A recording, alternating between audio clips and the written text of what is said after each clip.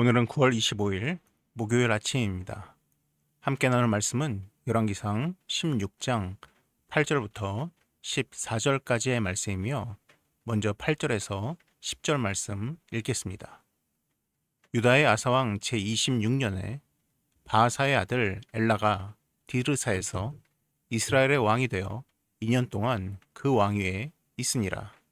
엘라가 디르사에 있어 왕궁 맡은 자 아르사의 집에서 마시고 취할 때에 그 신하 곧 병거 절반을 통솔한 지휘관 시므리가 왕을 모반하여 시므리가 들어가서 그를 쳐 죽이고 그를 대신하여 왕이 되니 곧 유다의 아사왕 제27년이라. 쿠데타를 일으켜서 왕이 된 바하사는 죽고 그의 아들 엘라가 왕이 되었습니다. 그러나 그의 아들 엘라도 결국 신하에 의해서 죽임을 당하게 됩니다. 이러한 비참한 결말의 배경에는 분명 하나님의 예언이 있었습니다. 11절에서 13절입니다.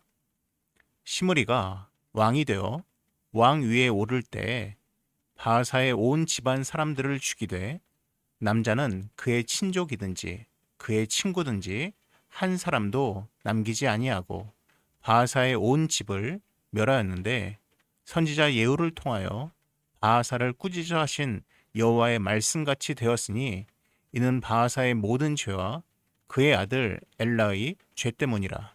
그들이 범죄하고 또 이스라엘에게 범죄하게 하여 그들의 헛된 것들로 이스라엘의 하나님 여호와를 노하시게 하였더라.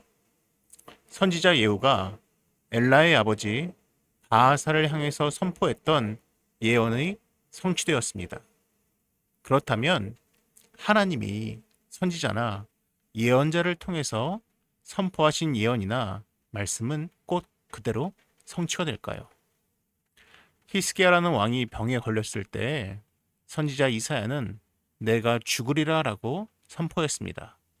그런데 히스기야가 하나님께 간구하고 구하였더니 하나님께서는 15년의 수명을 연장시켜 주셨습니다.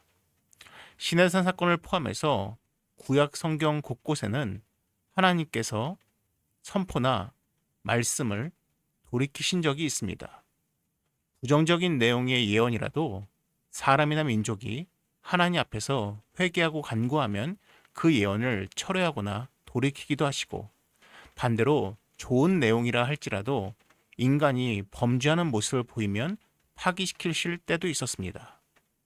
엘라 왕의 죽음에는 하나님의 뜻이 반영되어 있지만은 여기에는 엘라 왕의 책임도 뒤따릅니다. 구절을 보면 엘라는 디르사, 즉 북이스라엘의 수도에 있었습니다. 왕이 수도에 있는 모습은 자연스러워 보입니다. 그는 국는 대신 아르사의 집에서 술을 마십니다. 취할 정도로 마십니다. 왕이 국내대신과 함께 술 한잔 할 수 있고 또한 어느 날은 취할 수도 있지라고 생각하실 수 있습니다.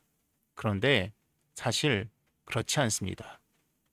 이날 시므리가 쿠데타를 일으켰다라고 하는데 이 날에 대해서 15절에 이렇게 표현되어 있습니다. 유다의 아사왕 제27년에 시므리가 디르사에서 7일 동안 왕이 되니라. 그때 백성들이 블레셋 사람에게 속한 기브돈을 향하여 진을 치고 있더니 시므리가 엘라 왕을 죽이던 이때에 백성들은 전쟁 가운데 있었습니다. 블레셋에게 빼앗긴 기브돈을 회복하기 위해서 진을 치고 있었습니다.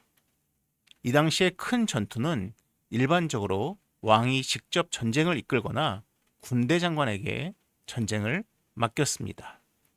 기브돈과의 전쟁에서는 군대 장관이 전쟁을 이끌고 있었습니다. 큰 전쟁이었습니다. 그렇다면 엘라 왕이 비록 전쟁에 나가지는 않았지만 깨어 있어야 합니다. 그런데 지금 엘라 왕은 술에 취해 있습니다. 백성들은 전쟁터에서 목숨을 걸고 싸우고 있는데 왕은 궁에서 술이나 마시고 있습니다. 한 일간지에서 미국 대통령들의 술에 관한 이야기들을 담은 기사를 본 적이 있습니다. 그중 워터게이트 스캔들로 임기 중 사임한 유일한 대통령 리처드 닉슨의 내용이 흥미로웠습니다. 그는 술 하면 빼놓을 수 없는 대통령이었답니다. 그는 젊은 시절 가문과 학벌 컴플렉스로 인한 피해망상을 항상 술로 달랬습니다. 대통령이 된 뒤에도 술에 취해 잠드는 날이 많았다고 합니다. 아폴로 13호가 달에 가던 중 산소 탱크가 폭발해서 지구로 겨우 귀환했을 때 보좌관은 급하게 대통령 집무실에 들어갔습니다. 그런데 닉슨 대통령은 술에 취해서 쿨쿨 자고 있었답니다. 또한 욤키푸르 전쟁이라고 불리는 4차 중동 전쟁이 발발했을 때 영국 총리가 긴급 통화를 원했습니다. 그러나 그때에도 닉슨 대통령은 술에 골아떨어져 있었습니다. 한 나라를 이끄는 지도자는 언제 무슨 일이 발생할지 모르기 때문에 항상 온전한 정신으로 남아 있어야 합니다. 그런데 엘라는 그러지 못했습니다. 엘라의 모습을 우리는 반면 교사로 삼아야 합니다. 나는 왕이 아니니 상관없다고 하실지 모르겠습니다. 그런데 그렇지 않습니다. 에베소서에 이런 말씀이 있습니다. 세월을 아끼라. 때가 악하니라. 그러므로 어리석은 자가 되지 말고 오직 주의 뜻이 무엇인가 이해하라. 술 취하지 말라. 이는 방탕한 것이니 오직 성령으로 충만함을 받으라. 또한 데살로니가 전서에 이런 말씀이 있습니다. 그러므로 우리는 다른 이들과 같이 자지 말고 오직 깨어 정신을 차릴지라. 자는 자들은 밤에 자고 취하는 자들은 밤에 취하되 우리는 낮에 속하였으니 정신을 차리고 믿음과 사랑에 호신경을 붙이고 구원의 소망의 투구를 쓰자. 여러분, 왕이어야만 항상 깨어 있고 왕이어야만 술에 취하면 안 되는 것이 아닙니다. 우리 그리스도인들은 빛에 속한 자녀들입니다. 낮에 속한 자들입니다. 그리고 우리는 그 낮에 속한 자로서 항상 깨어 정신을 차려 있어야 한다라고 말하고 있습니다. 왜냐하면 우리의 영적 전쟁은 항상 매 순간 존재하기 때문인 것입니다. 오늘 하루 우리는 엘라의 모습이 아니라 항상 영적으로 깨어 정신을 차려서 우리의 맡은 본분을 잘 해나갈 수 있는 하루가 되었으면 좋겠습니다. 기도하겠습니다.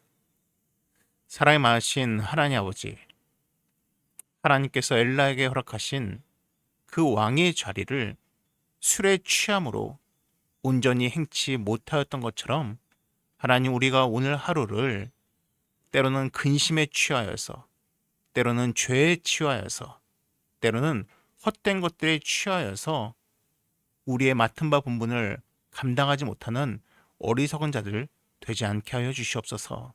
하나님, 우리가 깨어 정신을 차리게 하시고 성령의 충만을 받은 자의 삶을 살게 하여 주시옵소서.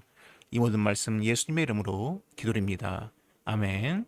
이어서 화면에 보이는 기도의 제목으로 함께 기도하시기 바랍니다.